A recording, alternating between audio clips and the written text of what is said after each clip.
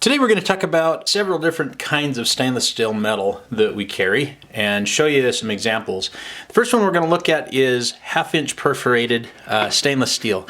We use this one to back several different filters, coffee filters in particular. I'm going to put a penny on there just so you can get a rough idea. These holes are 1/2 inch and these are about 3/8 inch centers between the space of those. So that's 1/2-inch perforated. This is what's called 1/4 perforated. And put the penny right next to that as well. You notice the holes are 1/4 wide, and they're about 3/8 inch between each hole. So there's 1/4. Next one is same. It's 1/4, but you'll notice that the holes are closer together. And they're about 1/8 of an inch apart. So we'll call that 1/4 inch with on 1/8 inch centers. So the next one we have is a popular one for false bottoms for beer and different things. This is what's called 3 30-seconds on 5 30-second centers. Again, you can see how in relation to the penny there what it looks like. We also have 1/8. I don't have a piece of 1/8 here, but 1/8 is a little bit bigger than that and a little bit smaller than 1/4. This is 1/16. Again, there's my penny with those holes. And if you look at the L on penny, there's the L in Liberty. See if I can get close there. You'll notice that it's about the same size as that hole. Maybe a little bit smaller than that, but that gives you a rough idea of just how big those hole openings are. Okay, so that's our perforated stainless metal. Now we're going to get into our mesh. This is a 1/8 inch mesh piece. The holes are 1/8 inch apart. Here's our penny, so you can see how close that is. So, very, very large holes. We also have 1/4. I didn't have a sample here to show you, but that's that. Next size is what's called 1526 micron. The hole size in those are about 1526 microns apart. A micron is 1,000 micron is a millimeter, so this is 1.536 millimeters of a hole. So see how close that is. The next one is 1,000 micron. You notice we're much closer here. This is bigger than a window screen, but not a whole lot bigger. You can see how close that looks there. Next one is 800 micron. 800 is very, very close to the size of a window screen. I think a window screen is about 850 roughly, but this gives you can see just how close that penny is in relation to the hole size on there. Next size down is 600 micron. Put a penny on there. You notice these holes are a little bit smaller, but not a whole lot smaller than the 800. This is a mesh that's been used for a long time. Restaurants like to use this to filter vegetable oil. It's very nice to do. We build an awful lot of drum filters out of this, several bucket filters. It's just a nice mesh. You can also use it for mashing grain. 800 is better for straining a mash. 400 is a little bit better for doing the grain mash itself, but 600 is kind of an in-between. Next one is 500.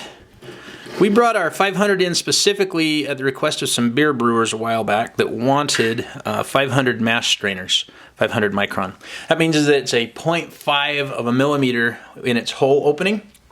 So that's a really nice screen. It's one of our newer ones that we have, but we can build bucket filters, drum filters, beer filters, pretty much anything you like. We also sell the stainless steel mesh as well. This is 400 micron. 400 has been a staple of ours from the beginning. It's probably the most popular size for restaurants to use for straining the vegetable oil out of their fryers. It tends to capture the majority of the flour particles, but leaves quite a bit of stuff behind. It's also excellent for whole leaf hops. So a lot of our beer filters that we make in 400 micron are perfect for whole leaf hops. So I don't have a 300 micron here to show you, but But 300 is very popular for pellet hops, and that's primarily what we build most of our beer filters out of, is the 300 micron. This is 234 micron. Put a penny on there.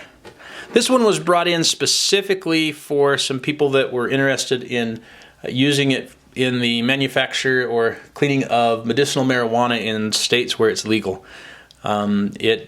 We don't know specifics of why they like it. It's just we specifically brought it in for that, and it has been used for that purpose quite a bit. We can also build any other filter out of it. It's available as well. Next size down is 177 micron. 177 micron is very popular with biodiesel dry wash towers, resin towers and such. We've used it for several years. It retains the resin very, very well, so it does a good job. The next size down is 149. I don't have a sheet of that here, but it's one that we do offer. It's a little bit flimsier than the 177. The next one, though, is 120 micron. This one is another one that was brought in specifically for the medicinal marijuana group. They asked for this one specifically, so we carry it and we build several different filters out of that as well. So the next size down, we move into what's called a Dutch twill weave, and it's 100 micron. And I don't have a sheet of 100 micron here, but it's extremely popular for smaller size filters.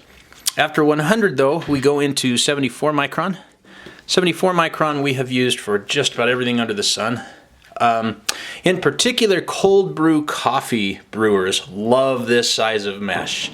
It tends to retain the coffee grounds behind while letting the cold brew coffee go through.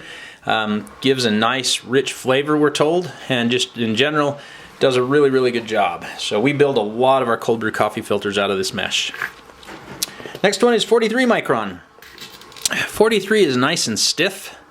I don't know if you can tell that here, but it's just a very stiff metal. Very fine metal. It's a twill Dutch weave as well. But it's very, very, very fine. We've had a few coffee brewers use this one. Most of our coffee brewers like to go to 74. People say that this one tends to retain so much it goes a little bit too slow, but it is a popular one. We've had it for several years, and we do use it. We can make a bucket drum, any kind of filter you want out of the 43 micron. If it gets really big, we do tend to back this one with a 1000 micron backer, simply because it does need some strength to it. So that's that. The next one is 15 micron. 15 micron looks, feels like tinfoil to my hands. It's a very, very, very fine material. You can literally score it with your fingers. I'll put this on here. It's very, very shiny. We don't sell a whole lot of filters in 15 micron. I do have some hot brewing coffee people that have used it and expressed some interest in it. It is, just in my opinion, a very, very, very fine, fine, fine material. So that's 15 micron.